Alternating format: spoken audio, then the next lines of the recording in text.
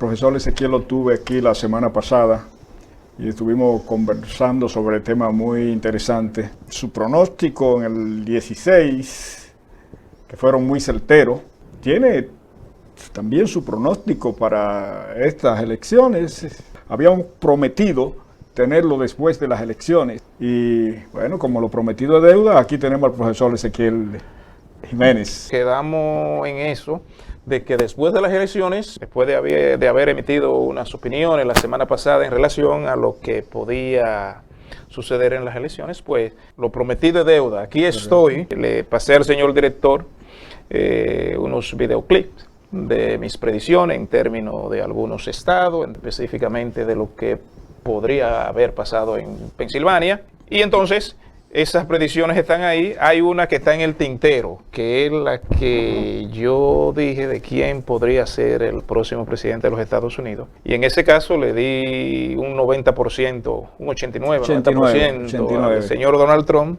Y le di un 87 por ahí, no recuerdo bien, a Joe Biden, de que podría. O sea, no le di un 100% a ninguno de los dos. Pero mi predicción, yo siento que está en el tintero porque no tenemos certificado emitido por ninguno de los estados de quién realmente es el vencedor. Estamos abiertos para continuar el diálogo y cuando, si quieren, podemos proyectar las predicciones de Florida. ¿Qué va a pasar? En Florida, que es uno de los grandes estados también de las grandes batallas, ahí hay encuestas que le dan a Biden ahora mismo hasta 7 puntos. Pero yo lo que le puedo aconsejar a cualquier persona que no se emocione con ese tipo de encuestas. Ese tipo de encuestas con tanta diferencia no son serias. Te puedo decir que es muy probable en un 90% que Donald Trump gane en la Florida. Sí, bueno. Y luego la de Pensilvania, sí, lo que sean. Pero estoy abierto a los cuestionamientos y preguntas que se me quieran hacer. Debo señalar que dijiste que los resultados no eran como se estaban diciendo, de que le daban hasta 12 puntos de diferencia uno por encima del otro. A los hechos me remito, realmente ahí ha sido certero en cuanto a ese vaticinio. Eso es correcto, que de hecho ya definitivamente uno de los sectores grandes perdedores en esta contienda son las encuestadoras, porque actualmente eso no es lo que se está dando en estos estados específicamente de la batalla política. Lo que estamos hablando ahí son de diferencias de menos del 0.5% en estados donde la ley electoral obliga a que cuando hay una diferencia de menos del 0.5%, automáticamente hay un reconteo. Cuando la diferencia es tan poco, usted no puede especificar o claramente 100% qué puede eso enseñar al final, ¿no? Y esto ha ocurrido con ciertos estados. Donde eso está ocurriendo es el estado de Pensilvania, el estado de Georgia, el estado de Wisconsin, el estado de Arizona. Bueno, Arizona no vi los últimos datos, pero no creo que sea menos de 0.5%, pero está también el estado de Nevada y esa diferencia existe ahí. Por ejemplo, en Georgia ya el secretario de Estado está dando a entender que habrá un recuento de los votos, pero que realmente, aunque se ha proyectado como que ya todo se contó, todos los votos, eso no es cierto. Aunque lo estén proyectando los grandes medios de comunicación, eso no es cierto, porque en realidad prensa asociada no tiene autoridad para decir quién ganó, al menos que los datos oficiales de quién sí puede hacer eso. ¿Quiénes son esos? Las autoridades electorales de los estados. Ahora, las personas celebran el que se siente beneficiado, ¿no? Y es parte importante porque la gente tiene que celebrar y eso no hay que negárselo a nadie. Ahora bien, lo problemático de eso es que se crea esa sensación de que ya eso es un hecho así, imposible de revertir, y que la gente se lo cree así, sin esperar necesariamente el resultado final. Independientemente del resultado final, hay muchas cosas en juego todavía que van a tener que aclararse. Y no necesariamente porque los políticos se vayan a poner de acuerdo, porque un bando u otro se vayan a poner de acuerdo. Porque Ponerse de acuerdo los políticos es como ponerse de acuerdo los abogados en un juicio político. Digo, en un juicio en la corte. Por eso le ponen un juez, porque saben que los abogados de ambas partes, ninguno de ellos van a aceptar su derrota. En la actividad política también sucede así. Entonces, ¿qué es lo que sucede? En lo que es la batalla de información y de la guerra política entre los bandos, existe lo que es la guerra y el arma psicológica. Crea la sensación de que un hecho es así real, le monta una presión a los aliados del perdedor o del que supuestamente perdió. En este caso, por ejemplo, a los aliados senadores, congresistas, algunos medios que quizá le brindan el espacio para que respire. Entonces tú le montas una presión para que ese apoyo se les retire. Si tú lo logras políticamente, entonces ya tú vas ganando. Se ha avanzado mucho en ese sentido porque cuando tú ves nada más y nada menos que la primer ministro de Alemania, Francia, por ponerte unos que otros casos, que felicitan ya al candidato demócrata Joe Biden, por citarte solo algunos, Sí.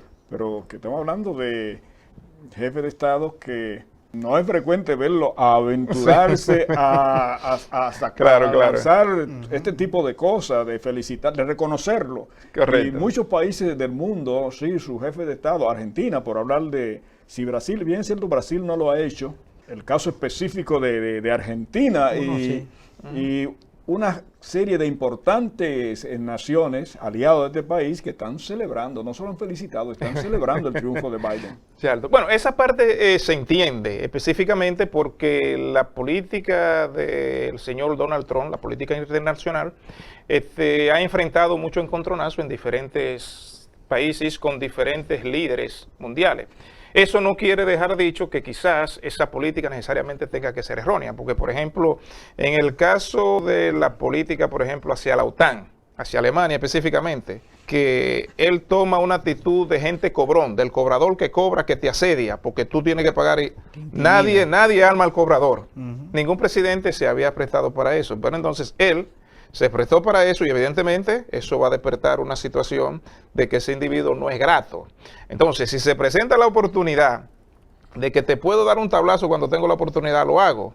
Pero lo que llama la atención es realmente cómo, a mí personalmente, como un jefe de Estado que está bien informado, no importa de qué nación sea, se atreve a aceptar o asumir unos resultados como bueno y válido cuando no lo ha emitido el árbitro o el jurado, que es el que tiene la autoridad para eso. O sea, yo entiendo la celebración, por ejemplo, de cualquiera que se sienta beneficiado, cualquier fanático, cualquier persona que no tolere la presencia de este presidente. Yo entiendo una persona cualquiera. Ahora, pero la de un jefe de Estado, entonces eso sí llama mucho la atención en el sentido que un jefe de Estado debe ser medido y no debe manejarse con datos que él cree que son seguros o que vinieron por un canal que no es el oficial. Aunque tú estés seguro que eso es así, tú tienes que ser cuidadoso. Por ejemplo, la posición del presidente de México, Obrador, ¿no? Obrador. Que nosotros sabemos que no es el mejor amigo de Donald Trump. Pero sí maneja, es el presidente de uno de los vecinos más importantes de los Estados Unidos, que conoce la cultura norteamericana. Sin embargo, la posición de Manuel López Obrador es, por un acto de prudencia, no felicitar a nadie. Y él dice que es amigo de ambos. Pero, ¿por qué él dice eso? Eso es lo que hay que entender. ¿Por qué otros jefes de Estado se atreven a hacerlo?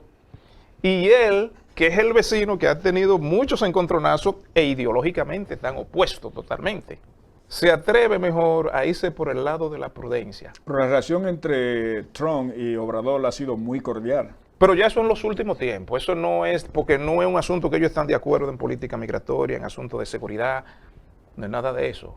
Porque la cordialidad es una cosa, pero que usted esté de acuerdo con una persona en ciertos temas que son de peso para el diseñar la política de una nación, eso es lo importante. Pero se asume, de algún modo, que a él le cae mejor, no sé.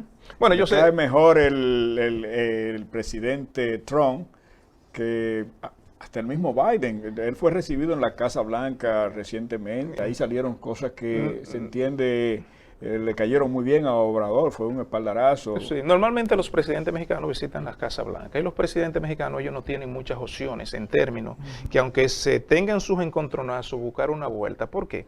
Porque México y los Estados Unidos son dos países que están unidos por continente y ellos no pueden agarrar un serrucho y mochar los dos países, coja usted para allá y yo para acá. Eso lo obliga a ellos a entenderse. Ahora, ¿qué es lo que sucede? La pregunta es esa, yo vuelvo y lo digo. ¿Qué motiva a un jefe de Estado a manejarse por una información que no es oficial para felicitar a un presidente proyectado vencedor? Es una pregunta para la meditación. Lo que uno sí sabe es que el señor Donald Trump tiene muchas enemistades con muchos jefes de Estado, porque su política no es la de un político tradicional, internacionalmente tampoco. Entonces esa parte se entiende. Ahora, en el caso de él, de Donald Trump, lo que él debe de ser evaluado, yo creo, es realmente por sus éxitos o no éxitos en lo que es su política internacional. Ahora bien, volviendo aquí a lo que es el tema ya interno aquí en los Estados Unidos, las felicitaciones de un posible ganador siempre son bienvenidas, porque es un gesto de amistad. Ahora bien, las elecciones de los Estados Unidos depende exclusivamente de los ciudadanos estadounidenses. Las felicitaciones son buenas, pero no equivalen a un voto y no equivale a ese gobernante.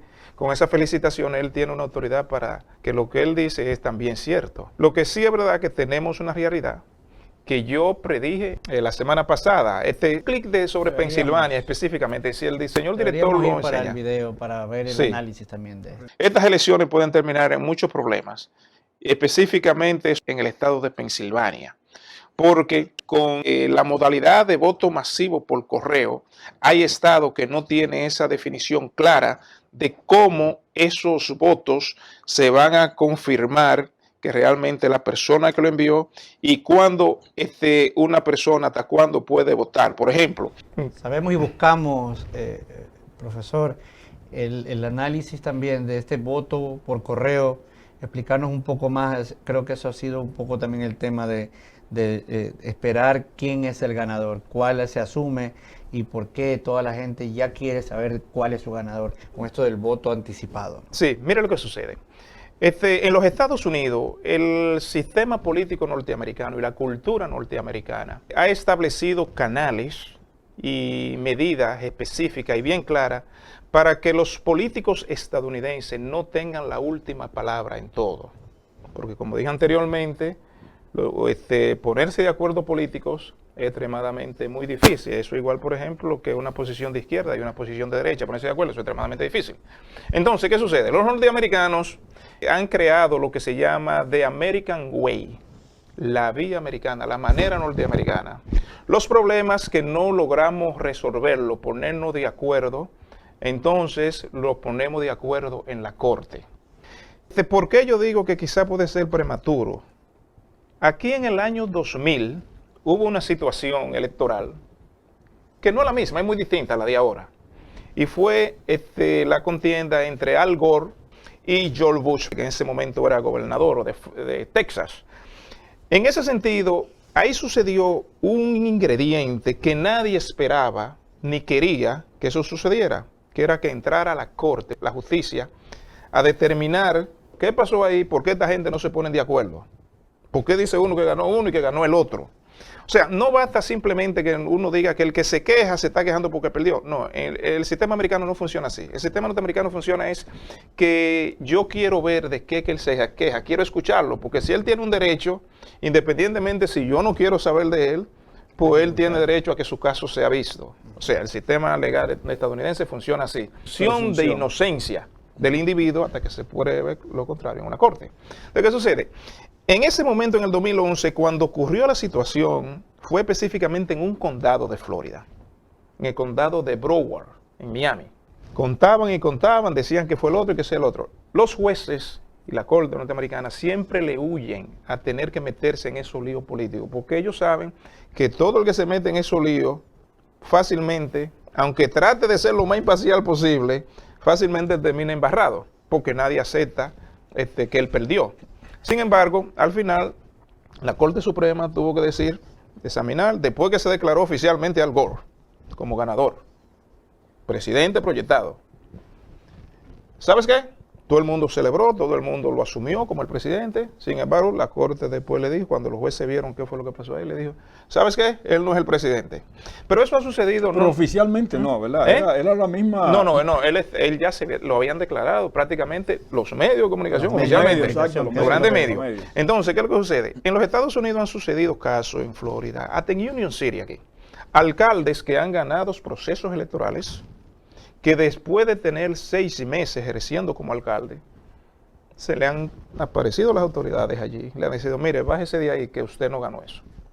Entonces, ¿qué sucede? Cuando se crea la sensación de los seguidores de uno y del otro que ganó, evidentemente la reacción va a ser que hubo fraude en Pero eso. sería un caso sin precedente en cuanto Sí. a la presidencia de la República. Claro, correcto. Bueno, no de precedente, porque en el caso de Al Gore y George Bush era presidencial. Sí, la pero diferencia es... me refiero al caso específico de ya en el ejercicio, porque Al Gore Ok, ni siquiera ok. fue Ok. oficialmente declarado presidente. Sí, no, ya eso sería claro. Tienes razón, ya eso sería algo inédito. Pero ¿qué sucede?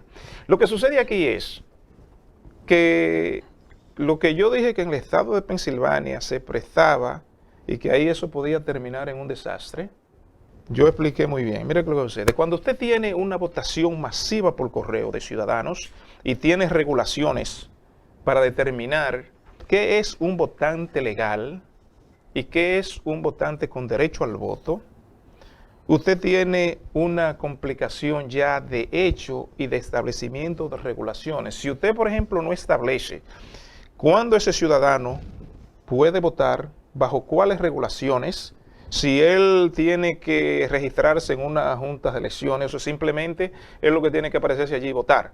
En los Estados Unidos determinar eso es complicado porque usted tiene que irse estado por estado, porque cada estado tiene una condición distinta. Sí. En los Estados Unidos aquí, aunque la gente no lo perciba así, en los Estados Unidos realmente el 3 de noviembre suceden 50 procesos electorales a la misma vez en cada estado. Entonces, si un estado falla, supongamos que falle, a establecerle, sí, bueno, el voto por correo, yo necesito todos los votos que se van a contar aquí para el 3 de noviembre a las 9 de la noche a más tardar. Y usted dice, después que el que llegó después de ahí, ya ese no cuenta. Si usted no establece eso, usted va a tener una situación muy grave. ¿Por qué? Porque ¿qué usted va a hacer con los votos que le estén llegando ahí cuando no están supuestos a ser contados? Digo, se alega. Entonces, ¿qué sucede? Por eso el caso de Pensilvania es un caso que se llevó a la Corte Suprema del Estado de Pensilvania para determinar eso específicamente. Y la Corte Suprema de Pensilvania falló y le dio la autoridad al secretario de Estado de Pensilvania, o a la secretaria, para que modificara el proceso electoral, porque la ley electoral de Pensilvania dice que todo voto para ser contado tiene que estar en manos de las autoridades electorales el 3 de noviembre antes de las 8 de la noche. Eso ellos no lo especificaron y ahí parece, lo que se alega ahí, que ahí se contaron votos que llegaron cuando llegaron. Y entonces, cuando la parte que se sentía afectada, en ese sentido, que dice, no, por eso tenemos que aclararlo. Y no nada más eso, ¿cómo verificar que ese voto es así? ¿Tú ves? Entonces, o que lo envió la persona, ¿cómo verificamos que todo el padrón de la Junta Electoral, todos los registrados está actualizado? Que no hay personas que ya no viven ahí, no tienen derecho a votar ahí, y que ellos fueron sacados de ahí. Entonces, todo ese tipo de conflicto, me parece que es que la Corte Suprema en un momento determinado, cuando ya se oficialice todo, porque la Corte Suprema no puede manejar un caso que no se ha determinado. Entonces, ¿qué es lo que sucede? La gente quizá no sabe, muchas personas, que ese caso de Pensilvania fue llevado a la Corte Suprema hace semanas antes de las elecciones, porque uno de los actores lo que planteaba es, no podemos en ese proceso si eso no se define. Entonces, ¿qué sucede? La Corte Suprema, cuando se llevó ese caso ahí, lo que dijo fue, emitió algunos comentarios. La Corte Suprema estaba formada por 8 jueces, no estaba la nueva jueza que entró, o ella ya estaba, pero no tenía tiempo para participar de los argumentos, para determinar si veían el caso. Entonces la Corte Suprema lo que hizo fue que le envió una orden, una alerta al Estado de Pensilvania, todos los votos que lleguen ahí después de las 8 de la noche, el 3 de noviembre, pónganmelo a un lado. Y los que llegaron antes de las 8 de la noche, el 3 de noviembre, pónganmelo separado. No se atrevan a juntármelo, para que no me causen más problemas luego. Eso es lo que yo más o menos entiendo. Entonces la Corte Suprema lo que hace es que pone el caso en reposo ahí, a reposar ahí, para verlo después de las elecciones. Yo estoy dando estas orientaciones para que no es para guardarle la fiesta a nadie, ni para parar a nadie que celebre, sino para que las personas tengan una idea de lo que es la realidad. O sea, de lo que está sucediendo, independientemente de cuáles sean los resultados. Entonces, ¿qué es lo que sucede? La parte afectada en este caso de los republicanos descubrieron o entendían que el estado de Pensilvania no le había hecho caso a la orden de la Corte Suprema de que le separara los votos. Entonces ellos volvieron el viernes en la noche pasado, en la tardecita, a decirle, miren señor, esta gente no están cumpliendo con lo que ustedes dijeron. La Corte Suprema no se reúne todos los jueces para determinar algo de urgencia. Ellos tienen jueces, los jueces están encargados de diferentes regiones del país. Entonces, en este caso, esos jueces tienen la autoridad para emitir una orden temporal. Cuando ellos le llegan allí en la corte y le dicen, miren, ellos no están cumpliendo con eso, entonces el juez, ese juez de la Corte Suprema, que se llama Samuel Alito, en respuesta a esa moción de los republicanos, y vuelve y le envía el mensaje al estado de Pensilvania. Yo le dije a ustedes que me juntaran esos votos, que me lo pusieran en un lugar seguro, cerrado, que nadie me lo pueda tocar. ¿Por qué? Porque ahí es posible que se concentren en determinar si esos votos pueden ser contados o no. Y entonces por eso es que ellos no quieren que se lo junten. Pero ¿qué sucede? Eso es solamente un caso. Pero hay demanda en el estado de Georgia, en el estado de Nevada, en el estado de Arizona, en el estado de Nevada. Con todo esto, lo que yo le quiero dejar dicho para cerrar, para ya darle parte a tu comentario, Francisco, es que la vía americana, the American Way, consiste, si no nos ponemos de acuerdo aquí, entonces las cortes nos ponen de acuerdo. Y en ese sentido, mientras hayan casos de cortes que no hayan sido aclarados, se puedan probar o no se puedan probar, entendiendo el sistema norteamericano que los jueces en momentos determinados ponen en raya a los políticos, por ejemplo en Paterson, New Jersey, que es una gran vecindario de comunidad latina. Ahí recientemente, en junio y mayo pasado, hubo un desorden de unos concejales, un caso local, muy simple. Pero había una persona también de origen nuestro, ¿no? Dominicano. Cuando fueron a la corte, el juez lo que vio fue un arroz con mango, prácticamente lo que dijo. ¿Y tú sabes lo que el juez le dijo? Mira, lo que ustedes han hecho ahí, con lo que ustedes han organizado ahí, como ustedes lo hicieron, yo no entiendo nada de eso. Se repite. Ustedes van a hacer ese proceso de nuevo. Ustedes no me van a poner loco a mí. Sin embargo, eso es lo que yo más o menos digo. Sin embargo, Sí. hay un asunto que es bueno apuntar, que es bueno señalar, porque las explicaciones que de manera muy entendible explica, está bien, pero tenemos que hacer una digregación Sí. de que hay asuntos que son estrictamente legales, pero hay situaciones que son también, tienen salidas políticas. Ah, sí, claro. Y no creo que podría el asunto prolongarse en el tiempo y crear un vacío político que venga a crear una serie de situaciones que de resultado impredecible. No sé, o escuché, y no tengo el apunte, de que el senador por Pensilvania, una de las cosas que dijo al presidente Donald Trump es que sí, que él estaba hablando de fraude, pero que no tenía base. No había suficiente lanzado los elementos que se entienden necesarios, de modo que prueba. Como que era una acusación en el vacío. Sí. Yo no puedo decir, por ejemplo, en ese caso de las aseveraciones. Lo que sí es claro, por ejemplo, que Donald Trump tiene muchos adversarios, no necesariamente fuera de su partido, o sea, dentro del mismo partido republicano. Y en términos de lo que uno diga que el otro alegue, por ejemplo, que sí es verdad, que sí es mentira, que está hablando, eso tiene un peso, por ejemplo, pero en el tema de lo que es la lucha política. Porque, por ejemplo, como yo le dije, en Estados Unidos está establecido lo que es, si ustedes no se ponen de acuerdo en el terreno político, yo no quiero entrar para ese terreno, más o menos, porque los jueces le huyen a eso. Pero llega un momento que el juez dice, ustedes ven, yo se lo dije que yo no quería entrar para allá, pero ustedes no me están dando oportunidad para que yo me quede fuera de eso. Y precisamente porque no podemos mantener la nación en una incertidumbre. Ahora bien, En lo que es la guerra política, la batalla política, evidentemente el grupo de Biden está ganando lo que es la batalla política. ¿Por qué? Porque tú creas ya la sensación de que tú ganaste y después da un discurso como ya individuo, que es el que va a asumir el poder. Psicológicamente, la persona regular, que son la mayoría, que no entienden la dinámica de lo que se está dando subterráneamente, evidentemente lo entiende así. Y entonces la percepción pública tiene un peso político.